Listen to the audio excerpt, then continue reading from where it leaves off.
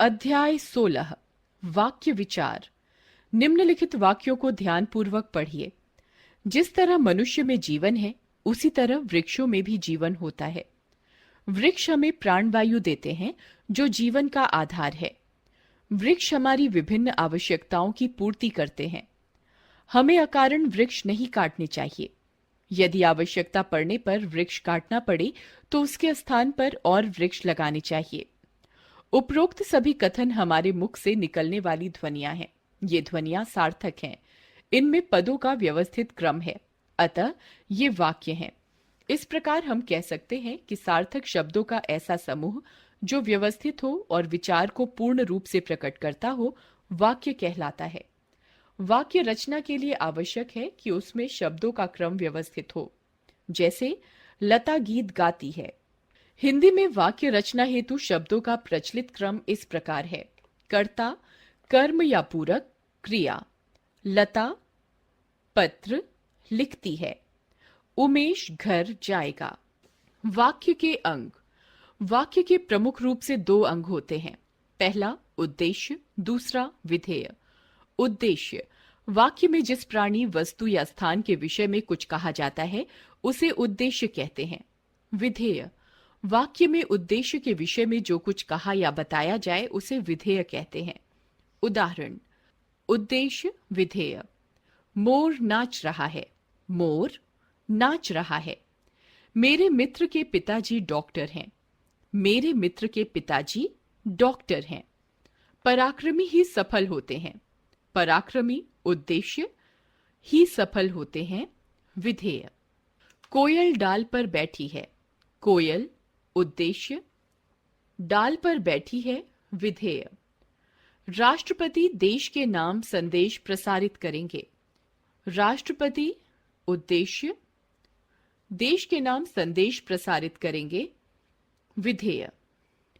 वाक्य के भेद। वाक्य भेद के दो आधार माने जाते हैं। पहला रचना के आधार पर वाक्य भेद, दूसरा अर्थ के आधार पर वाक्य भेद। रचना के आधार पर वाक्य भेद। रचना के आधार पर वाक्य के तीन भेद हैं। पहला सरल या साधारण वाक्य, दूसरा संयुक्त वाक्य, तीसरा मिश्र वाक्य। सरल या साधारण वाक्य। जिस वाक्य में केवल एक उद्देश्य तथा एक ही क्रिया होती है, उसे सरल या साधारण वाक्य कहते हैं। जैसे मैंने जंगल में एक शेर देखा। रवि ने गीत सुनाया। संयुक्त वाक्य जहां दो अथवा दो से अधिक सरल वाक्य समानाधिकरण समुच्चय बोधक से जोड़े गए हों, इस संयोग से बनने वाला वाक्य संयुक्त वाक्य कहलाता है। जैसे वह बाग में गया किंतु फल तोड़कर नहीं लाया। दो सरल वाक्य। सलीम आया और चला गया। दो सरल वाक्य।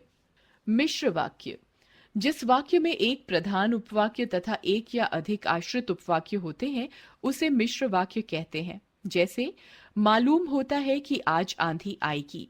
प्रधान उपवाक्य मालूम होता है, आश्रित उपवाक्य कि आज आंधी आएगी। अर्थ के आधार पर वाक्य भेद। अर्थ के आधार पर वाक्य के निम्नलिखित 8 भेद होते हैं। विधानवाचक वाक्य जिन वाक्यों में क्रिया के करने या होने का सामान्य कथन हो, उन्हें विधानवाचक वाक्य कहते हैं। जैसे मोहन प्रतिदिन व्यायाम करता है। हिंदी हमारी राष्ट्रभाषा है। निषेधवाचक वाक्य जिन वाक्यों में क्रिया का करना या होना नहीं प्रकट हो, उन्हें निषेधवाचक वाक्य कहते हैं। जैसे आज वर्षा नहीं हुई, गाय ने दूध नहीं दिया। प्रश्नवाचक वाक्य जिन वाक्यों में प्रश्न पूछे जाने का बोध हो, उन्हें प्रश्नवाचक वाक्य कहते हैं। जैसे क्या तुम्हें गर्मी लग रही है? तुम्हारा क्या नाम है? लखनऊ किस राज्य में है? विस्मयादि बोधक वाक्य जिन वाक्यों में हर्ष, क्रोध, आश्चर्य, शोक, घृणा आदि के भाव प्रकट हो, उन्हें विस्मयादि बोधक वाक्य कहा जाता है। जैसे हाय, बाढ़ ने गांव तबाह कर दिया। अरे, इतना लंबा आदमी। आज्ञावाचक वाक्य जो वाक्य आज्ञा, अनुमति, आदेश या अनुरोध का बोध कराएं, उन्हें आज्ञावाचक वाक्य कहते हैं। जैसे धूप में मत खेलो, कृपया मुझे जाने दीजिए। बच्चों, अपना काम करो। संदेहवाचक वाक्य जिन वाक्यों में काम के होने या करने में संदेह प्रकट हो, उन्हें संदेहवाचक वाक्य कहते हैं। जैसे न जाने आज मैच कौन जीतेगा, शायद वह कल आए।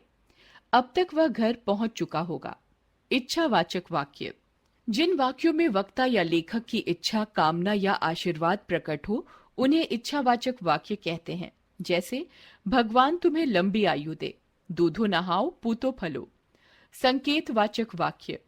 जिन वाक्यों में किसी कार्य के होने या न होने के प्रति किसी शर्त का बोध हो, वे संकेतवाचक वाक्य कहलाते हैं। जैसे, यदि नौकरी मिल गई तो मैं तुम्हारी सहायता करूंगा, यदि वर्षा होती तो फसल न सूखती।